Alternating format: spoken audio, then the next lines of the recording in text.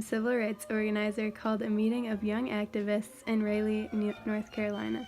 200 black students and a few whites attended. This led to the creation of the SNCC, or the Student Nonviolent Coordinating Committee. This empowered blacks to take control of the decisions that affected their lives. Integrated groups traveled into the Deep South and were assaulted.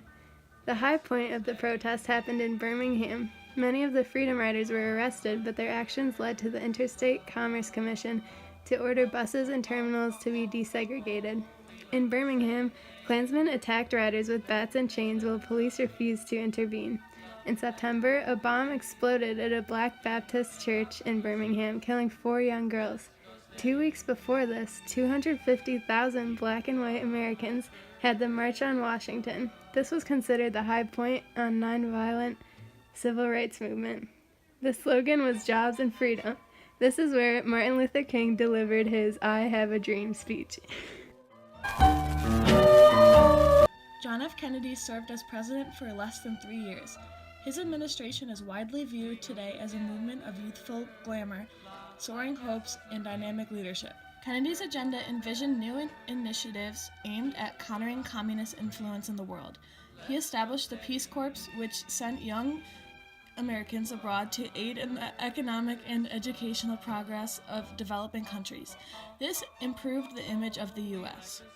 Meanwhile, 2 superpowers deteriorated. The most dangerous crisis of the Kennedy administration came in October 1962, when American spy planes discovered the Soviet Union was installing missiles in Cuba, capable of reaching the U.S. This lessened Kennedy's passion for the Cold War. Despite promising during the 1960 campaign to ban discrimination in federally assisted housing, Kennedy waited until the end of 1962 to issue the order. Events in Birmingham forced Kennedy to realize the U.S. couldn't declare itself the country of freedom, maintaining racial inequality, so he called for the passage of a law banning public discrimination. Sadly, he didn't live to see his civil rights bill enacted, because on November 22, 1963, he was shot and killed while riding a motorcade.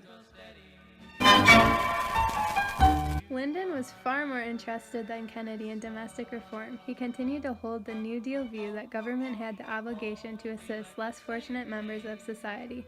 Just 5 days after Kennedy's assassination, Johnson called on Congress to enact the Civil Rights Bill as the most fitting memorial to his slain predecessor. Congress passed the act in 1964, which prohibited racial discrimination. In January 1965, Johnson asked Congress to enact a law securing the right to vote. Black Southerners finally regained the suffrage that had been stripped from them. Johnson's initiatives of 1965 through 1967, known collectively as the Great Society, provided health services to the poor and elderly, and poured federal funds into education and urban development. Unlike the New Deal, the Great Society was a response to prosperity, not depression. The centerpiece of the Great Society was the crusade to eradicate poverty. One of its most successful components was food stamps. Johnson's Great Society may not have achieved equality, but it represented a remarkable reaffirmation of the idea of social citizenship. In the mid-1960s, economic issues rose to the forefront of the civil rights agenda. Violent outbreaks in black ghettos drew attention to the national scope of racial injustice and black inequality in jobs, education, housing, and the criminal justice system. First riots erupted in Harlem in 1964. By the summer of 1967, violence had become so widespread that some feared racial civil war. The violence led Johnson to appoint a commission to study the causes of urban rioting, but the report failed to offer any clear proposals for change. Malcolm X, a fiery orator, insisted that blacks must control the political and economic resources of their communities and rely on their own efforts instead of working with whites. He became a spokesman for Muslims and a sharp critic of the ideas of integration and nonviolence. Malcolm X was the intellectual father of Black Power, a slogan that came to national attention in 1966 when SVCC leader Stokely Carmichael used it during a civil rights march in Mississippi. Black unemployment declined throughout the second half of the 1960s. What made the New Left new was its rejection of the intellectual and political categories that had shaped radicalism and liberalism for most of the 20th century. The New Left spoke of loneliness, isolation, and alienation of powerlessness in the face of bureaucratic institutions, and a hunger for authenticity that affluence couldn't provide. The New Left's greatest inspiration was the Black Freedom Movement. More than any other event, the sit-ins catalyzed white student activism. SDS, or Students for a Democratic Society, had grown to 8,000 members in 1962. The SDS was eminently respectable compared to radicals who emerged later in the decade. The group was entirely white. By 1962, the Black movement and emergence of the New Left shattered the climate of consensus of the 1950s. What transformed protests into full-fledged generational rebellion was the war in Vietnam. Fear that public would not forgive them for losing Vietnam made it impossible for Kennedy and Johnson to remove the U.S. from an increasingly untenable situation. During the 1964 campaign, Johnson insisted that he had no intention of sending American troops to Vietnam, but immediately after his re-election, the National Security Council recommended that the U.S. begin airstrikes against North Vietnam and introduce American ground troops in the South. Opposition to the war became the organizing theme that united people with all kinds of depths. The Civil Rights Revolution and the rise of the New Left inspired other Americans to voice their grievances and claim their rights. One movement was feminism. This became popular in 1963 when Betty Friedan published The Feminine Mystique. Women embraced an ideology of social equality and personal freedom and learned methods of political organizing that encountered inequality and sexual exploitation.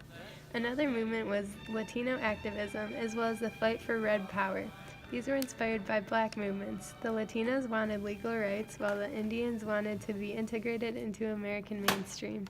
The American Indian movement staged protests demanding greater tribal self-government in 1968. Another movement was for gay liberation. Homosexuals no longer wanted to be stigmatized as sinful or mentally disordered, so the Mattachine Society worked to persuade the public that apart from their sexual orientation, gays were average Americans that shouldn't be persecuted. A new environmentalism emerged with the Clean Air, Clean Water, and the Endangered Species Acts. The right to privacy was also asserted in the 1960s. The court transformed privacy from the sanctity of marriage to the rights of individuals. The rights revolution completed the transformation of American freedom from a set of entitlements enjoyed mainly by white men into an open-ended claim to equality, recognition, and self-determination.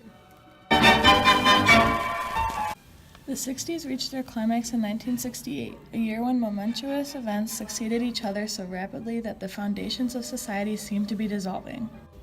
Late January in 1968, the Tet Offensive happened, where Viet Cong and North Vietnamese troops launched well-organized uprisings in cities throughout South Vietnam, completely surprising American military leaders.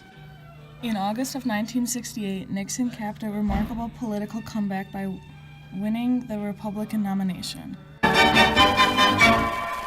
The 1960s transformed American life in ways unimaginable when the decade began. It produced new rights and new understandings of freedom.